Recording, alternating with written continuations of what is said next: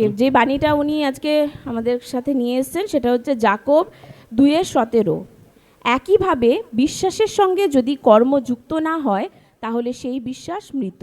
So James 2:17, এটা ইংলিশে বলা আছে, in the same way faith by itself if it is not accompanied by action is dead.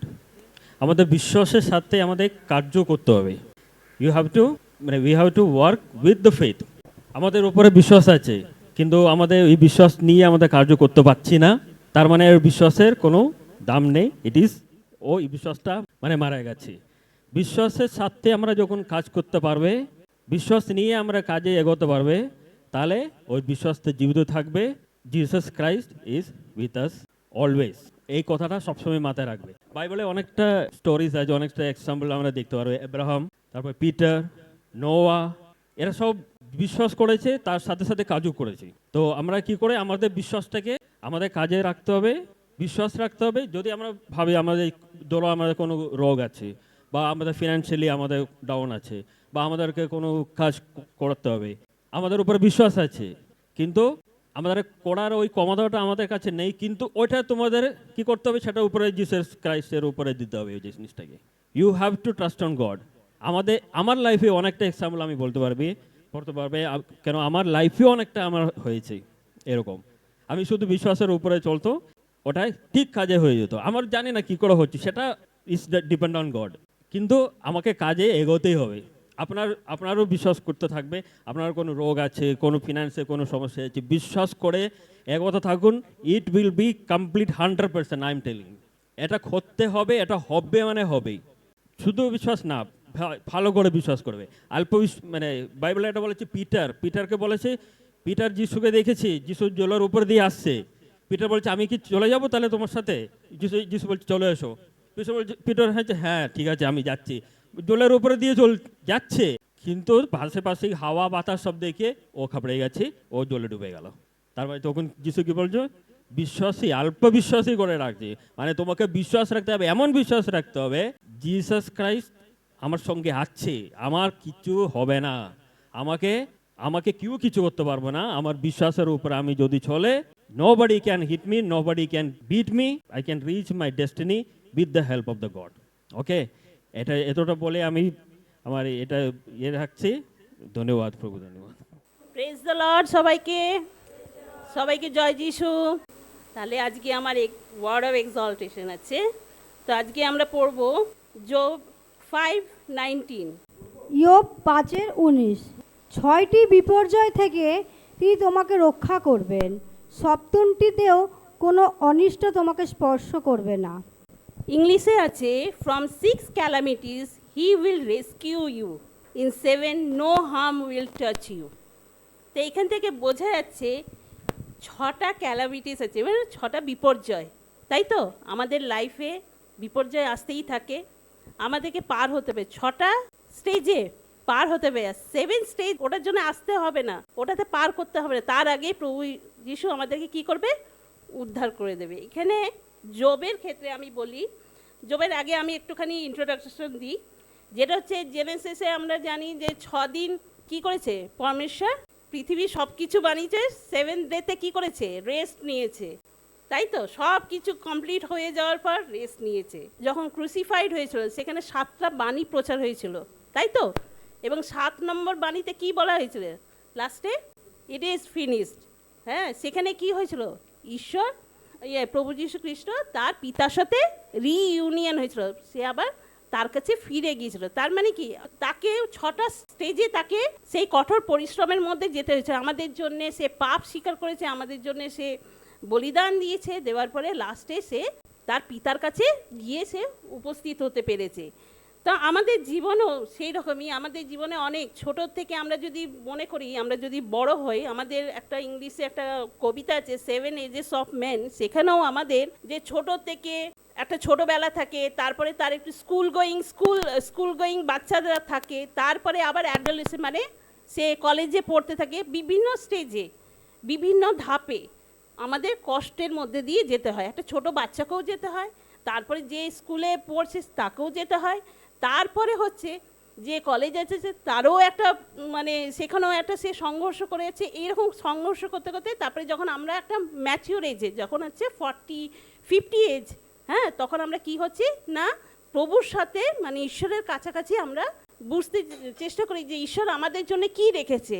যতই বলো ঈশ্বরের কাছে তারা কিন্তু যায় না, তাই তো? বর্ষাকে বললে এখন ইয়ে করে, কিন্তু মনবৌদি আজ বাবুদা আজকে কি ঈশ্বরের সাথে তারা কানেক্ট হতে পারছে। তাহলে এই কানেকশন যখনই করতে যাবো কিন্তু কানেকশন হতে চায় না, চট করে হতে পারা যায় না। আস্তে আস্তে ডে বাই ডে আমরা যত প্রভুকে চিনব তত সে আমাদেরকে সাহায্য করবে যে তার কাছে কিভাবে পৌঁছবো। আমাদের ঝড় ঝাপটা সব কিছু আমাদেরকে ফেস করতে হবে, আমাদের আছে। যখন আমরা প্রভুর কাছে যাব তখনই সেই ঝড় ঝাপটার মধ্যে দিয়েও আমাদেরকে যেতে হবে এবং 6টা শ্রেণীতে আমাদেরকে সেই স্টেজগুলোকে পার হতে হবে, তবে গিয়ে 7ম স্টেজে গিয়ে প্রভু কী করবে এরকমভাবে আমাদেরকে তুলে নেবে। তো এইবারে আসি জবের ক্ষেত্রে। জবের ক্ষেত্রে সেম হলো। জব কী ছিল? একজন ফেথফুল মানুষ ছিল, তার কোনোদিন পাপ করেনি, তার সমস্ত সর্বস্ব ছিল, তার বাচ্চা কাচ্চা ছিল, তার প্রপার্টি ছিল, সমস্ত কিছু ছিল, কিন্তু সে কিন্তু ঈশ্বরকে কখনো ভুলে যায়নি। তারও জীবন কষ্টের মধ্যে তখন কি হলো, শয়তানের সাথে ঈশ্বরের হলো, একটা দ্বন্দ্ব হলো, তাই তো? যে জব ঈশ্বরকে ভালোবাসে না জব ঈশ্বরকে ভালোবাসে না। তখন শয়তান বলছে, ওইটা পরীক্ষা করছে, শয়তান তখন জবকে পরীক্ষা করছে। করতে করতে কি দেখালো, জবের জীবনে যত বাচ্চা কাচ্চা তারা মারা গেল, তার সংসারে যত কিছু ছিল, প্রপার্টি ছিল, সব কিছু চলে গেল এবং লাস্টে তাকে কি করা হলো, তার গায়ে ঘা এনে দিয়েছিল।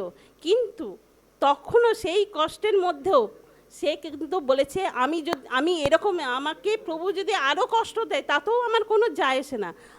যেহেতু আমি ল্যাংটো অবস্থায় এসেছি, মায়ের পেটের গর্ভের থেকে কি হয়, ল্যাংটো অবস্থায় আছে আর ল্যাংটোভাবেই যাব। সেই বিশ্বাসে বলছে, প্রভু যদি আমাকে এইভাবেই নিয়ে যেতে চাই আমি সেই মতন রাজি আছি।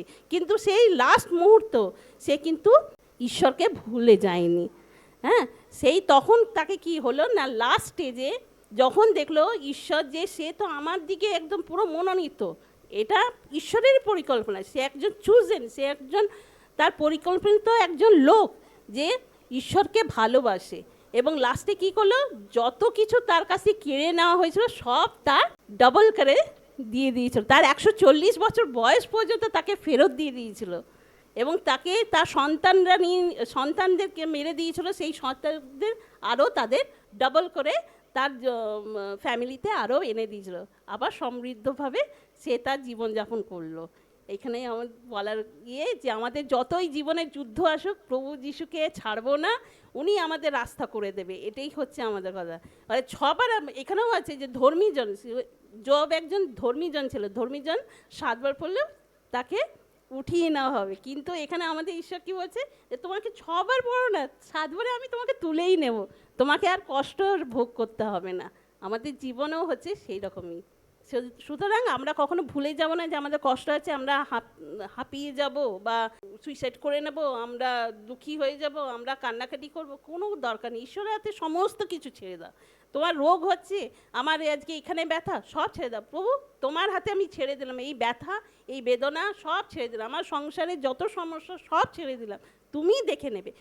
আমরা যদি তার কাছে এই ভারটুকু দিয়ে দিই, কারণ উনি তো আমাদেরকে পাঠিয়েছেন আর তারই দায়িত্ব যে আমাদেরকে কিভাবে উনি পরিচালনা করবে, শুধু আমাদের বিশ্বাস করতে হবে, তার উপরে ছেড়ে দিতে হবে। এই বলে আমি আমার বক্তব্য শেষ করলাম। সকলকে জয় যিশু। ঈশ্বরের মহান নামে আমি ধন্যবাদ জানাই, এত সুন্দর একটা দিন দেখতে দিয়েছে, তাই প্রভুকে কোটি কোটি ধন্যবাদ জানাই। আজকের বাক্য হলো যোহন 15:19 পদে। যিশু যে আমাদেরকে বার্তাটা দিয়েছেন সেটা হলো যে উনি বলেছেন যে এই জগতের বা আশেপাশের যা মানে পার্থিব যে পৃথিবীর মানুষজন আছে তারা যদি জগতের হতো তবে তারা জগতের সব কিছুর মধ্যেই আনন্দ উপভোগ করতো, আনন্দ উল্লাস করতো। কিন্তু আমরা যেহেতু আমাদেরকে যেহেতু প্রভু নিজে বেছে বেছে নিয়েছেন, সেহেতু আমরা এই জগতের নয়, তাই আমরা সব কিছু জগতের এতে যা কিছু করবো আর কি, সেটা এই জগতের লোকেদের ভালো লাগে না, নিন্দা করে তারা আমাদের সম্বন্ধে। হ্যাঁ, তারা আমাদেরকে ঘৃণা করে, ভালো চোখে দেখে না, তাই আমাদেরকে তারা আলাদা করে দিয়েছে। তাই প্রভু আমাদেরকেও বেছে বেছে তাই নিজের মনোনীত করে আলাদা করেছেন। তার শিষ্যদের তিনি শিক্ষা দিয়েছেন যেন বিশ্বাস, মূল্যবোধ এবং জীবনযাত্রার পার্থিব বা জাগতিক মানুষের চেয়ে ভিন্ন হয়। তিনি আমাদেরকে এটাই বলেছেন যে জগতের লোকেরা যা করছে সেরকম যেন আমরা না করি। তারা যেমন সব কিছু অনুষ্ঠান, আচার, রীতি, তারা যেমন সব কিছুর মধ্যে উপভোগ করে, আনন্দ করে, যেমন হোলির সময় হোলি খেলে, হ্যাঁ, পুজো পাঠে তারা ঘুরতে যায়, পুজো পাঠ করে, সব রকম মানে আচার অনুষ্ঠানের মধ্যেই তারা যেমন ব্যস্ত থাকে, তো প্রভু আমাদেরকে সেটা করতে মানে সেটা একদমই করতে না করেছেন। কেন কি আমরা তা থেকে সম্পূর্ণই আলাদা। প্রভু আমাদেরকে সেইখান থেকে কি করেছেন, ভিন্ন করেছেন। হ্যাঁ, এই ভিন্নতার কারণেই কি হয়েছে, তা আমরা তাদের বিরোধী হয়ে প্রত্যাখ্যান করেছে। মানুষ আমাদেরকে অনেক সময় অনেক রকম চোখে দেখে, হ্যাঁ, যে এরা হয়তো সিঁদুর পরে না, এরা হয়তো কোনো পুজো পাঠ করে না, দেবদেবীকে আরাধনা করে না, তাই আমাদেরকে কি করেছে, জগৎ থেকে অনেক সময় আলাদা করে দেয়, আমাদেরকে ঘৃণা চোখেও দেখে।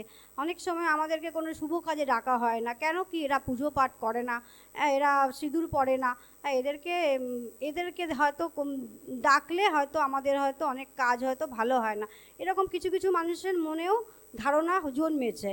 যাই হোক, তো প্রভু আমাদেরকে যখন মনোনীত করেছেন, আমরা তখন আমাদের প্রভু যখন আমাদেরকে বেছেছেন তখন আমাদেরকে সেই রকম পথেই চলা উচিত। হ্যাঁ, যে তিনি আমাদেরকে ভালোবাসেন, আর কেউ মানুষ জগতের ভালোবাসুক চাই নাই বাসুক, যে প্রভু আমাদেরকে ভালোবাসে এইটুকু আমরা জানলেই আমাদের জীবন সার্থক হয়। তাই কি হয়েছে যে প্রভু যিশুর পথই অনুসরণ করতে হবে আমাদেরকে। প্রভুকে ধন্যবাদ জানাই। 2 তিমোথী 4:2। তুমি বাক্য প্রচার করো, দিনের অদিনের প্রচারের জন্য প্রস্তুত হও, সম্পূর্ণ ধৈর্য ও শিক্ষাদান পূর্বক উৎসাহিত করো, ধমক দাও, চেতনা দাও। ঈশ্বরের বাক্য বলতে চাইছে যে যেহেতু আমরা প্রভু যিশুর অনুগ্রহ ও দয়ার মধ্যে আছি, প্রভু আমাদেরকে মনোনীত করেছে, যার জন্য প্রভুর সেবা কার্যের জন্য আমাদেরকে নির্ভয় কোনো বাধা বিপত্তি ছাড়া আমাদেরকে প্রভুর যে সুসমাচারটা আছে, যে প্রভুর যে সত্যতাটা আছে, সেইটাকে আমাদের সমস্ত জাতির লোকেদের কাছে, জগতের লোকেদের কাছে সেই সত্যটাকে তুলে ধরার জন্য আমাদেরকে প্রভু আহ্বান করেছে। আমরা যেন সেই সত্যকে, সেই সব মানুষকে আমরা যেন বলতে পারি কোনটা ঠিক, কোনটা ভুল, কোন পথে চলবে, কোনটা যে সত্য, ধৈর্য বা এই রাগ, এইগুলোকে মেনটেন করতে হবে। কেননা জগতের লোক আমাদের যে প্রভু যিশুর যে বাক্যের এই যে মানে যে বলতে চাইছে, প্রভুর যে বাক্যটা যে আমরা বলবো, যে কোনো অসুবিধা বা পরিস্থিতি অনুকূল থাকুক বা নাই থাকুক, আমাদেরকে সেইভাবে তাদেরকে বলতে হবে, বোঝাতে হবে। কিন্তু আমাদেরকে রাগ করলে হবে না, আমাদেরকে নিজেদেরকে ধৈর্য ধরে তাদেরকে সেইভাবেই আমাদেরকে গাইড করতে হবে, যাতে তারা যেন ভুল পথে না যায়, ভুল শিক্ষা না পায়। কেননা জগতের লোক নানা রকমভাবে নানা কিছুই করে, অতএব সেই ভুল শিক্ষাটা থেকে আমরা যেন তাদেরকে বার করে আনতে পারি। প্রভু এটাই বলতে চাইছে যে তোমরা মন ফিরাও স্বর্গরাজ্য নিকটে। কেননা প্রভুর আগমনের দিন আমাদের কাছে এগিয়েই আসছে। জগতের লোক সেই জগতের যা কিছু আছে সেই সব দিকে তারা মেতে আছে, কিন্তু প্রভুকে যে জানার যে চেষ্টাটা, যে ইচ্ছাটা, সেটা তারা করতে চাইছে না। ওই জন্যই প্রভু তাদেরকে বলছে যে উৎসাহের সাথে তাদেরকে বাক্য প্রচার করো। কারণ আমরা যে বাক্য প্রচার করি, বা অনেক জায়গায় আমাদেরকে পাস্টারকে মারা হচ্ছে, বা চার্চকে জ্বালিয়ে দেওয়া হচ্ছে, ভেঙে দেওয়া হচ্ছে, তারা বুঝতে পারছে না যে কি করছে জিনিসটা। তারা জেনেও, অনেকে জেনে সত্ত্বেও সেই ভুলটা করে। অনেকে আমাকে বলে যেরকম, আরে তুমি খুব প্রভু প্রভু করো, যিশু যিশু করো, তাহলে তোমার প্রভু যিশু যদি তোমার প্রভু হয়, তাহলে নিজে কেন ক্যালভারি ক্রুশে ওকে মৃত্যুদণ্ড দেওয়া হলো কেন? কিন্তু কেউ, জগতের লোক সেটা জানতে চেষ্টা করে না যে কেন তাকে ক্যালভারি ক্রুশে উঠতে হয়েছে। সেই আসল সত্যটাকে যখন আমরা বলি, আমাদের জন্য, আমাদের পাপের বোঝা তিনি নিজে ক্যালভারি ক্রুশে নিয়ে আমাদের জন্য আমাদেরকে মুক্ত করেছে, যাতে আমরা স্বয়ং ঈশ্বরের সঙ্গে নিজেদেরকে যুক্ত করতে পারি। এই সত্যটাই অনেকে বুঝতে চায় না, মানতে চায় না। ওই জন্যে আমাদের কাজ হচ্ছে, যারা ভুল পথে যাচ্ছে, যারা অন্যান্য এতে চলে যাচ্ছে, তাদেরকে যেন আমরা সেইভাবে করে আমাদের প্রভুর বাক্য আমরা যেন বলে তাদেরকে করতে পারি। এটুকুই আমার বলা।